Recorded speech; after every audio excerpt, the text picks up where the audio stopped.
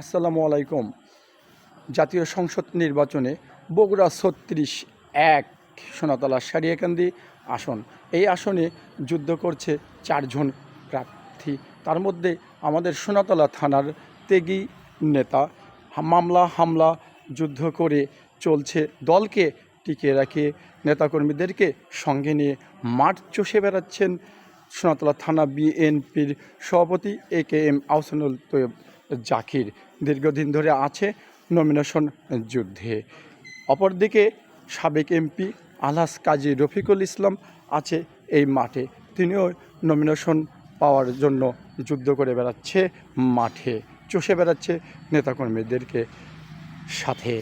অপরদিকে আলহাজ মহিদুল ইসলাম রিপন চষে বেড়াচ্ছেন দীর্ঘদিন ধরে নমিনেশনের পিছনে। নেতাকর্মীদেরকে চাঙ্গা করা, বিভিন্ন অনুষ্ঠানে ডোনার হওয়া, সব কিছু নিয়েই নেতাকর্মীদেরকে চাঙ্গা করার রাখছে আলহাজ মহিদুল ইসলাম রিপন। অপরদিকে কর্নেল জুগলুর মাঠ চষে বেড়াচ্ছেন নমিনেশন নেওয়ার জন্য। কে পাবে এই সোনার হরিণ? আমরা সোনাতলাবাসী সহ বগুড়াবাসী দেখার অপেক্ষায় আছি এই সোনার হরিণ কে পায়। ধন্যবাদ।